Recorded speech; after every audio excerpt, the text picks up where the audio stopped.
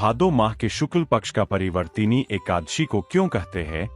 डोल ग्यारस और जलझूलनी एकादशी जाने महत्व। इस एकादशी पर व्रत और पूजा करने से ब्रह्मा, विष्णु सहित तीनों लोकों की पूजा का फल मिलता है। कृष्ण जन्माष्टमी के बाद आने वाली एकादशी को डोल ग्यारस कहते हैं। श्री कृष्ण जन्म के 18वें दिन माता यशोदा ने उनका जल पूजन, घाट पूजन किया था।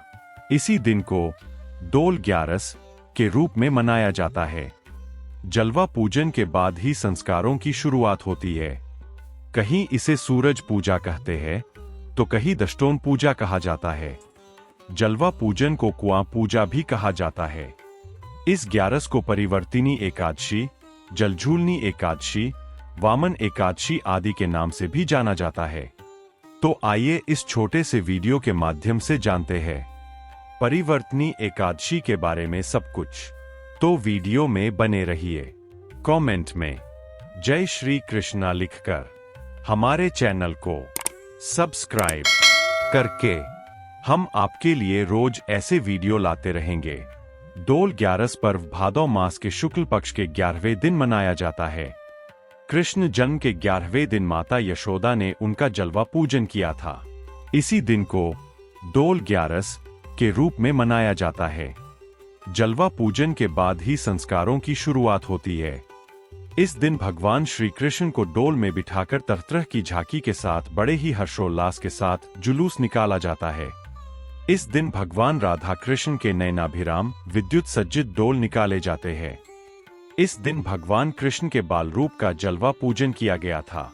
माता यशोदा ने बाल गोपाल कृष्ण को नए वस्त्र पहनाकर सूरज देवता के दर्शन करवाए तथा उनका नामकरण किया। इस दिन भगवान कृष्ण के आगमन के कारण गोकुल में जश्न हुआ था। उसी प्रकार आज भी कई स्थानों पर इस दिन मेले एवं झांकियों का आयोजन किया जाता है। माता यशोदा की गोद भरी जाती है। कृष्ण भगवान को डोले में बिठाकर झांकियां सजाई जाती है। कई कृष्ण मंदिरों में नाट्य नाटिका का आयोजन भी किया जाता है। यशोदा कृष्ण देवकी के पुत्र भगवान श्री कृष्ण का जन्म देवकी के गर्भ से मथुरा के राजा कंस के कारागार में हुआ। कंस से रक्षा करने के लिए जब वासुदेव कृष्ण को जन्म के बाद आधी रात में ही उन्हें यशोदा के घर गोकुल में छोड़ आए तो उनका पालन पोषण माता यशोदा ने किया। उनके जन्म के 11वें दिन उनका जलवा पूजन किया गया, जो आज भी डोल ग्यारस के नाम से जग प्रसिद्ध है। बालकृष्ण गोपाल द्वारा यशोदा मैया को ब्रह्मांड के दर्शन कराना, माखन चोरी और उसके आरोप में ओखल से बांध देने आदि घटनाओं का प्रमुखता से वर्णन किया जाता है। भगवान श्री कृष्ण ने माखन लीला, ऊखल बंधन, कालिया उद्धार, पूतना वध, गोचारण, धेनुक वध, दावाग्निपान, गोवर्धन धारण, रासलीला आदि अनेक लीलाओं से यशोदा मैया को अपार सुख दिया। श्री कृष्ण के व्यक्तित्व के अनेक पहलू है। वे मां के सामने रूठने की लीलाएं करने वाले बालकृष्ण हैं, तो अर्जुन को गीता का ज्ञान देने वाले योगेश्वर कृष्ण। मेले का आयोजन। डोल ग्यारस को राजस्थान में जलझूलनी एकादशी कहा जाता है। इस अवसर पर गणपति पूजा, गौरी स्थापना की जाती है। इस शुभ तिथि पर यहाँ पर कई जगहों पर मेलों का आयोजन भी किया जाता है। मेले में ढोलक और मंजीरों का एक साथ बजना समा बांध देता है। इस अवसर पर श्री कृष्ण की झांकी को नदी तालाब किनारे ले जाकर इनकी पूजा की जाती है। सायंकाल इन मूर्तियों को वापस लाया जाता है। अलग अलग शोभा यात्राएं निकाली जाती है, जिसमें भक्तजन भजन, कीर्तन, गीत गाते हुए खुश होकर डोल ग्यारस की खुशियां मनाते हैं। ग्यारस का महत्व। शुक्ल कृष्ण पक्ष की एकादशी तिथि को चंद्रमा की 11 कलाओं का प्रभाव जीवों पर पड़ता है। इसके फलस्वरूप शरीर की स्थिति और मन की चंचलता स्वाभाविक रूप से बढ़ जाती है। इसी कारण उपवास द्वारा शरीर को संभालना और इष्ट पूजा द्वारा मन को नियंत्रण में रखना एकादशी व्रत विधान है और इसे मुख्य रूप से किया जाता है। डोल ग्यारस के अवसर पर कृष्ण मंदिरों में पूजा अर्चना होती है। भगवान कृष्ण की प्रतिमा को डोल रथ में विराजमान कर उनकी शोभा यात्रा निकाली जाती है। इस अवसर पर कई गावंगर में मेले, चल समारोह और सांस्कृतिक कार्यक्रमों का आयोजन भी होता है। इसके साथ ही डोल ग्यारस पर भगवान राधा कृष्ण के एक से बढ़कर एक नयनाभिराम विद्युत सज्जित डोल रथ निकाले जाते हैं। इसमें साथ चल रहे अखाड़ों के उस्ताद व खलीफा तथा कलाकार अपने प्रदर्शन से सभी का मन रोमांचित करते हैं। एकादशी तिथि 11 का वैसे भी सनातन धर्म में बहुत महत्व माना गया है।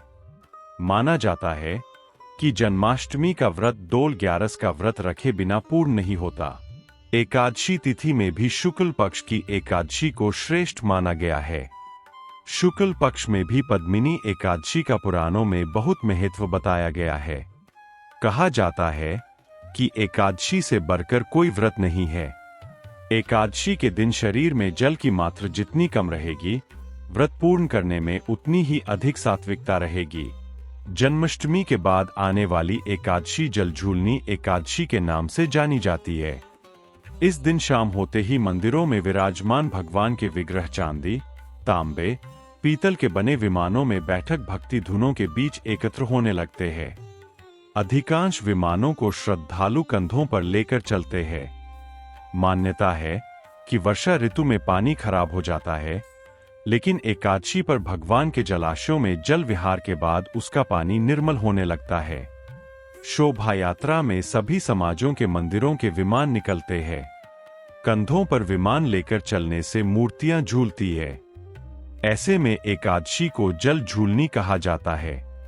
एकादशी के दिन व्रत रखकर भगवान कृष्ण की भक्ति करने का विधान है। इस व्रत में पवित्रता का विशेष ध्यान रखा जाता है। इस व्रत को करने से सभी तरह की कामना पूर्ण होती है तथा रोग और शोक मिट जाते हैं। इस दिन भगवान करवट लेते हैं, इसलिए इसको स्थान परिवर्तिनी एकादशी भी कहते हैं। इस दिन व्रत करने से वाजपेय यज्ञ का फल मिलता है। जो मनुष्य भगवान विष्णु के वामन रूप की पूजा करता है, उसे तीनों लोग पूज्य होते हैं। जलझूलनी एकादशी की व्रत कथा इस प्रकार है। महाभारत के समय की बात है। सम्राट युधिष्ठिर कहने लगे, हे भगवान, भाद्रपद में पड़ने वाली एकादशी का वर्णन करें। इस भाद्रपद शुक्ल एकादशी का क्या नाम है, इसकी विधि क्या है तथा इसके महत्व को भी समझाइए। तब भगवान श्री कृष्ण ने कहा, पापों से मुक्त करने वाली और मोक्ष प्रदान करने वाली इस कथा को मैं तुमसे विस्तार पूर्वक कहूंगा, इसे ध्यान पूर्वक सुनना। भगवान श्री कृष्ण युधिष्ठिर को संबोधित कर कहने लगे कि हे सम्राट, आज मैं आपको समस्त पापों को नष्ट करने वाली कथा सुनाने जा रहा हूँ। त्रेतायुग के समय एक बलि नामक राक्षस था। बलि मेरा परम भक्त था। वह अलग अलग प्रकार से मेरा नित्य पूजन किया करता था और हवन आदि का आयोजन करता था। लेकिन इंद्र से शत्रुता के चलते उसने समस्त इंद्रलोक पर अपना आधिपत्य जमा लिया था। बलि के कष्टों से परेशान होकर सभी देवतागण एकत्रित होकर भगवान से मदद मांगने गए।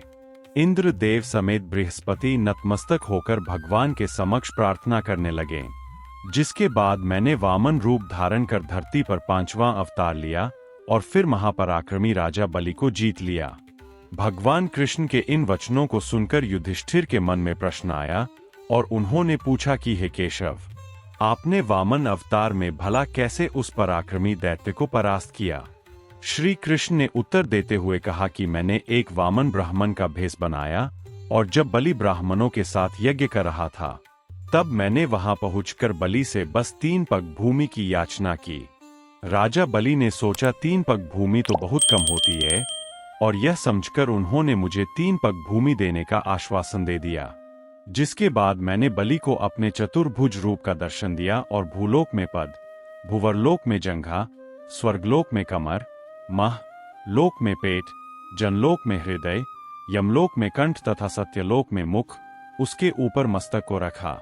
यह सब होने के बाद मैंने राजा बलि से कहा कि हे राजन, एक पग पृथ्वी से, दूसरा स्वर्गलोक से पूर्ण हो गया, अब तीसरा पग कहाँ रखूं? इसके बाद पूरे ब्रह्मांड में कोई भी जगह शेष नहीं होने के कारण बलि ने अंत में अपना शीश झुका लिया और मैंने अपना तीसरा पग उसके मस्तक पर रख दिया, जिसके बाद वह पाताल की ओर चला गया। मेरे प्रति उसकी इस भक्ति और समर्पण को देख मैंने बलि को यह आश्वासन दिया, मैं सदैव तुम्हारे आसपास ही रहूंगा। जिसके बाद बलि के कहने के अनुसार भाद्रपद माह के शुक्ल एकादशी के दिन उसके आश्रम पर मेरी प्रतिमा की स्थापना की गई। इसी प्रकार हे राजन, इस एकादशी के दिन योग निद्रा में गए भगवान नारायण शयन करते हुए करवट लेते हैं। इसलिए इस एकादशी के दिन सृष्टि के संचालक भगवान विष्णु का पूजन करना श्रेष्ठ माना जाता है। इसके साथ ही इस दिन चांदी, तांबा, दही, चावल आदि का दान करना चाहिए। रात में जागरण अवश्य करना चाहिए। जो भी व्यक्ति विधि विधान से इस एकादशी का व्रत रखते हैं, उन्हें सभी प्रकार के पापों से मुक्ति मिलती है और मृत्यु के बाद परमधाम की प्राप्ति होती है। जो भी लोग इस कथा का श्रवण करते हैं या पढ़ते हैं, तो उन्हें 1000 अश्वमेध यज्ञ के बराबर फल की प्राप्ति होती है।